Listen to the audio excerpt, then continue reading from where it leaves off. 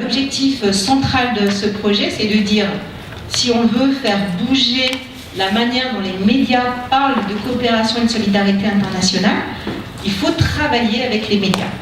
Il ne faut pas juste dire « Tiens, on aimerait bien que vous fassiez comme ci et comme ça », parce que ça ne marche pas. Mais si vous dites aux gens « Voilà, on voudrait avancer sur cette question, est-ce qu'on peut travailler ensemble pour faire avancer cette question ?» Ben là, on a une meilleure écoute. Parmi ces activités, il y a une activité qui est de se dire, ce travail qu'on fait avec les journalistes, c'est bien aussi de le partager avec des jeunes communicants. Et entre autres, on considère que vous êtes des futurs professionnels de ces questions-là, de l'information, de la communication. Et nous pensons que ce module peut être intéressant à plusieurs titres. Tout d'abord, ces objectifs sont clairs et un objectif de sensibilisation, de dire, voilà, il y a un domaine d'activité à part entière qui est celui de la coopération, de la solidarité internationale. Et c'est un domaine d'activité dans lequel vous pouvez trouver votre place très prochainement. Précisément, la fonction communication des acteurs de solidarité internationale étant dans une dynamique de professionnalisation très importante. Et à ce titre-là, toutes ces questions-là et les rapports entre les journalistes et les médias font partie des compétences que vous, normalement, vous devez avoir à la fin des années d'études. Il y a, de fait, sur le territoire français, une très grande diversité d'acteurs publics, associatifs, non lucratifs et du secteur privé qui sont impliqués dans les actions de coopération et de solidarité internationale. Ce module vient de démarrer et l'idée c'est de pouvoir présenter rapidement ce que veut dire solidarité internationale et les questions que cela pose en termes de communication, que l'on soit par rapport à des actions de solidarité de type institutionnel ou plus de type personnel. Cette naïveté en quelque sorte dans l'approche des médias, c'est plutôt un service que les petites ONG rendent au public, justement parce qu'elles ne savent pas communiquer.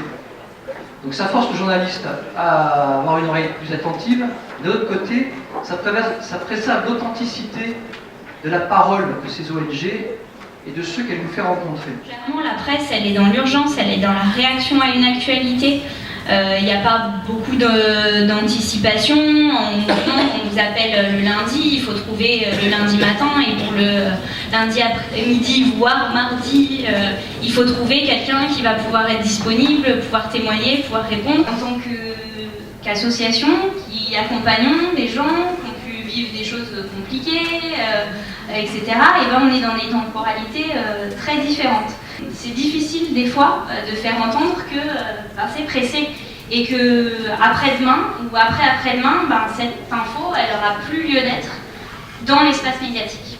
Vous savez, dans cet adage qui dit qu'on doit agir local, penser global, du local au global, c'est la même logique pour les médias associatifs dont je parle, qui effectivement agissent localement à travers un outil qu'ils considèrent être un outil, tu parlais d'éducation tout à l'heure, mais qu'ils considèrent être un outil d'éducation populaire, mais à travers une analyse globale et à travers des interrelations aussi globales. Alors c'était il y a 2 ans, donc on préparait Comme faut parler, c'est une émission thématique.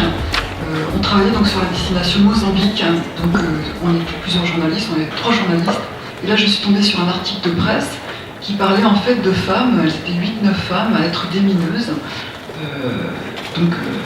Dans ce pays, et je me suis dit tiens, c'est un angle peut-être intéressant de voir comment ça peut fonctionner pour ces femmes. Voilà, ça pourrait être une façon d'aborder ce problème, mais à travers un parcours de femmes. Et là, en grattant un peu, j'ai trouvé que derrière il y avait une ONG, c'est-à-dire que c'était une initiative menée par Handicap International, et je les ai contactés, on a commencé à travailler ensemble.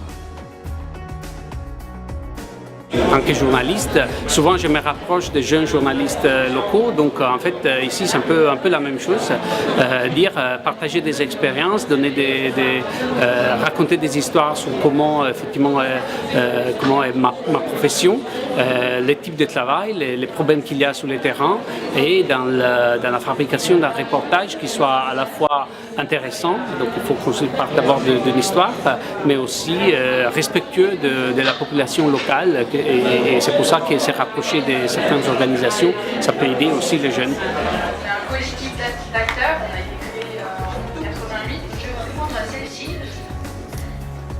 Bonjour, donc nous sommes France 3. Nous avons une question assez spécifique à porter à Athos, justement.